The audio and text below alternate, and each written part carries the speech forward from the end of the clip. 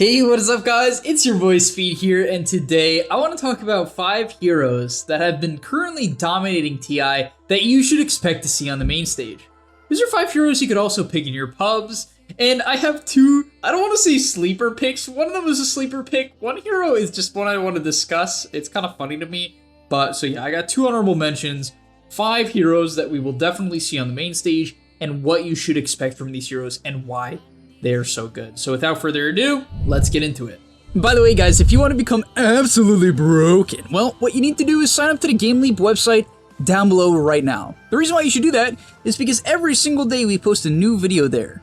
Content that you simply just will never get on YouTube, we post every single day to the website. It's really top tier stuff. I'm very proud of what I make over there. We also have other creators, many of my great friends who are top tier Dota players, creating guides about different heroes, different roles, different items, skill builds, talent builds, everything you need to know to get to the next rank. So if you feel a little bit lost, you're a little bit stuck, click the link down below. I'll see you guys there. And now let's get into the video.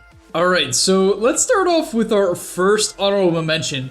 This is a hero that I do expect to be picked on the main stage at some point or another as a counter pick to physical damage lineups and high HP lineups. For instance, this is a hero that I actually think would have a chance at boding well against VP for the reason that they pick a lot of high strength, high HP heroes. However, I will say that it's a bit of a slow tempo hero, so at the same time it can get run over if you're not careful. But it's got good D push, it's good against the high HP heroes, good against physical damage, and that is Winter Wyvern. The hero over 9 games is currently 8-1. It's actually very impressive. That's technically an 89% win rate, and yes, I know that is over 9 games, but that's still extremely impressive. This is a hero that also recently got buffed. If you don't know how it recently got buffed, its Q, Arctic Burn, recently got buffed from 50 seconds cooldown to 42, then, as of late, went from 42 to 38. That means you have a spell that does about a 3rd HP to whoever you hit it with on a 38-second cooldown. You combine that with a level 2 Splinter Blast Spike that does 100 damage per nuke, which is actually a relatively high damage level 1 nuke that also slows, and you get a hero that can easily do, if a hero is full HP because its Q is based on your current health, not max health, it's based on your current health, it does percentage-based damage and then an extra 100 on top of that with the nuke. And what I've seen from Wyvern over and over and over again is a hero that people do not respect in the laning stage because it's been known for its mediocre laning stage, but the reality is, with these Q buffs, it can participate a lot more active, like 30% more almost, you know, not exactly. I know someone's gonna do the math and be like, speed is actually 22%. Okay, I get it. But you see the point. I think this is a hero that's a bit slept on right now, and yeah, we'll have to see. And the second hero that currently has an 100% win rate, I'm not saying I think this hero is good because it has an 100% win rate. It's only been picked twice. I just cannot believe the fact that Drow Ranger is winning, or wins. What does this hero even do? To be fair, I will say I played against it recently, and I was actually surprised at how much damage multi-shot does. Recently, it did get buffed in a way where frost arrows get applied to multi-shot, and it actually is very, very noticeable. And so, maybe the hero's better than we think. What do you guys think? Alright, now let's get into the main list of the 5 heroes that are definitely going to be picked on the main stage. And the first one is a position 5 hero, which is Disruptor. This is a hero that I actually said in my top 5 support video for, you know, heroes that will be picked at TI. I put him in there, and I'm happy to say that that has absolutely been the case. The hero has been dominating, currently at a 58% win rate over a very significant amount, 31 games, right? So it's a hero that has been picked quite a few times at the tournament. 31 games is a large sample size for pro teams to study and then try to counter. The thing is, even with that being the case, it's still being picked, and it's still doing very, very well. Now, what do I like about this hero? There's a couple of main things that I like about this hero. Number one, I love the Q, and I actually like when it gets maxed out. To be fair, not a lot of pros are necessarily maxing it out. We're definitely seeing multiple points in it forever. Recently, I just watched Fly play, and he took 2 points in the early game, and the reason why I like this is it was buffed, where the attack speed and movement speed slow on the Q, right, the Thunder Strike, actually slows attack speed and movement speed by 0.1, then 0.2, then 0.3, then 0.4, depending on the level, and that attack speed and movement speed slow is 100, guys. 100% movement speed slow, 100 attack speed slow.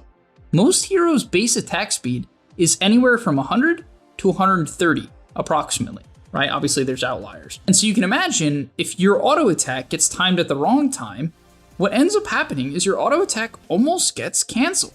In fact, I recently played a game where I nearly lost the kill. In fact, I'm pretty sure it canceled auto attacks at certain points in the lane, so it probably made me lose kills because of this. On top of that, there's two more things I want to say about this hero that I think make it particularly good in the TI setting. Most of the games have been relatively slow paced with a low amount of kills. It's a lot more farming and defending towers.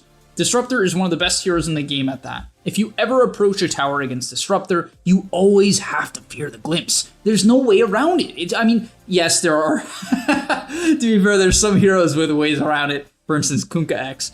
But for the most part, there's not a good way around it, especially in the early game, right? You can't just get away from glimpse. And so if you ever commit to a tower, you're committing to the tower. Its ultimate is also one of the highest damage, highest control spells in the early game. You have to consider that this spell, if you get lucky, is 200 damage per second, right? It does have a maximum amount of damage that it can do. So for 5 seconds, you can do up to 200 damage, and it also silences in this massive AoE that easily disrupts spells, right? If people are trying to save or follow up, counter initiate, whatever it is, this spell comes in handy. It's also only a 90-second cooldown, which frankly is not a long cooldown. The only other hero with like as strong of a 6 spike in my opinion is something like AA, and that also recently got nerfed.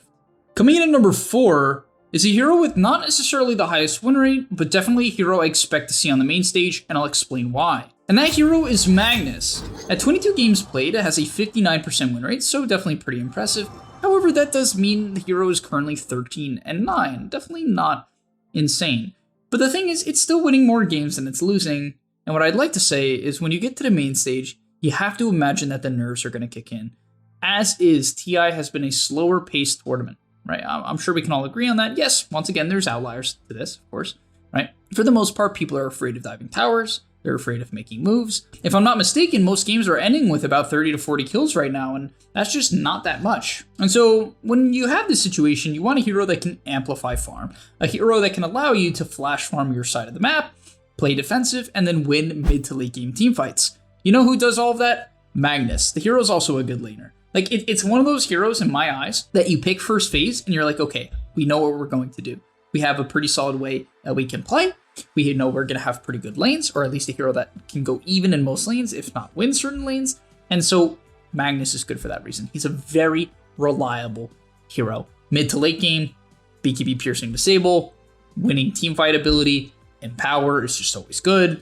And so it's just going to get picked. Like, I would be shocked if we don't see a fair amount of Magnuses in the main stage. Coming in at number 3 is Monkey King. This is another hero with a very impressive win rate, 31 games, one of the most picked heroes at the tournament, funny enough. Actually, the 9th most picked hero at the tournament. Pretty impressive for a hero that, for a while, I consider to be one of the worst heroes in the game. And the thing is, it's not really a carry. People have tried to play it as core. It hasn't looked too good in my opinion, at least from what I've seen. But as a position 4, it does look fantastic. The hero is actually quite a good laner, as Primal Spring is a stupid high damage nuke at level 1. If you weren't aware, Primal Spring is a 4-second 20% slow and 140 damage. It's also a mobility spell as well as a vision spell. And that's kind of the thing. This hero largely revolves around Primal Spring. Not only does it help you in the laning stage, as it's a great laning stage spell that also can secure range creeps, it also is just one of the best vision spells in the game. You have to consider as well that people are primarily taking the level 10 50% Tree Dance Vision AoE talent, and you combine that with the 450 Tree Dance cast range, and in the mid to late game, you always have to fear the Monkey King. And let me give you a little bit of perspective into these high MMR or even pro players' heads. What you'll notice in a lot of games is that they're going to be split pushing, right? We see, for instance, a team like EG, that's one of my favorite teams to watch. You're going to see them playing 3 lanes very consistently, right? This is something that they do. Everyone knows this, okay? And why is a hero like Monkey King good in that scenario? It's because you always have to fear him. It's sort of like playing against Spirit Breaker, but the thing is you can kind of see Spirit Breaker coming as long as you have some wards down. You can cancel charge pretty easily in a lot of scenarios. Monkey King, you can't do really any of that. You generally can't see him coming because he hops around in the trees. He has better night vision, right, because of his level 10 talent than you. And the thing is, he also has a stun. And so if you're trying to split push, you always have to fear the Monkey King. That's the thing. You always have to fear the Monkey King. You always have to fear your TP getting canceled. That might not be so obvious for your average player, because your average player honestly doesn't even go into the side lanes, right? Like literally, most players don't even go into the side lanes for an extended period of time. And if they do go in the side lanes, they definitely don't go very far up in the side lanes. They don't go into a dangerous position.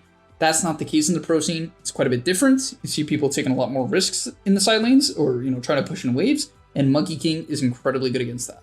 Coming in at number 2 is the most busted hero, or arguably the most busted hero in Dota. I mean, I recently played a pub as it. It felt nutty. Felt so good, and that's Elder Titan. If you're looking to play the hero, just made a video on it, so you could go check that out. But yeah, I don't know. It's just a good laner, right? So it's a good laner. Nice. You want good lanes in TI. You don't want to fall behind early. It can be very nerve-wracking to fall behind early. It's a good laner. It's like Magnus, right? I see him very similar to Magnus in a lot of ways. Good laner, right? Very reliable laner. High DPS hero, fast, etc.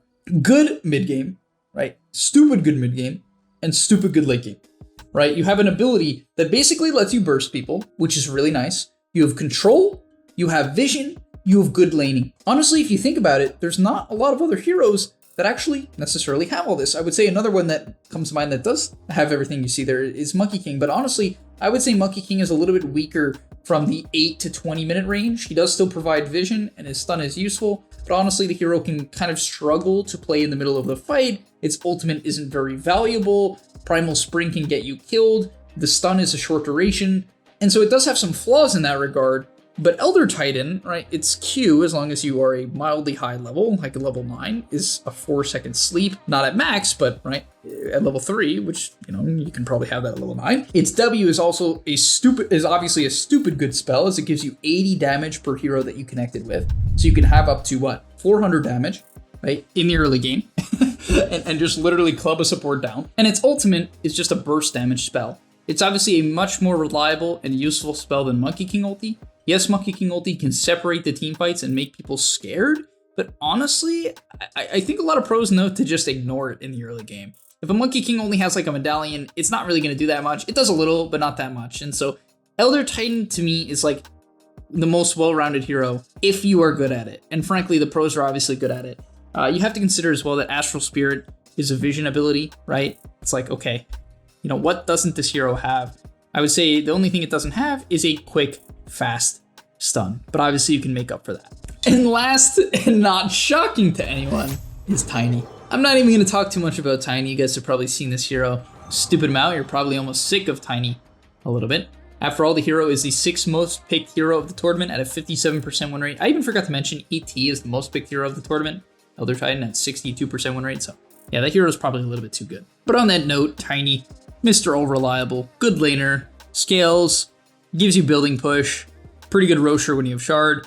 It's just one of those heroes with a good laning stage, easy to execute game plan. Honestly, kind of an easy hero to play in my opinion.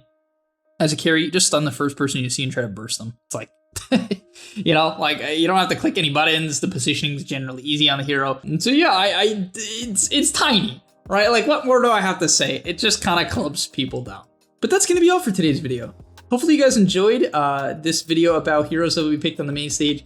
I'm just as excited as you are for this tournament, this main stage. I'm hoping, I've been saying it from the beginning on stream as well, that I want EG to win it all. And so I'm hoping they can clutch up against Elephant. It's going to be intense for them as well as every other team. So I wish every team the best. And yeah, best of luck in your pubs, guys. And I'll see you in the next one. Peace. And that's all, but remember, before you leave, before you tune out, subscribe to the GameLeap website where we are going to help you get to the next rank. If you're stuck, click the link down below, and I'm out. Peace.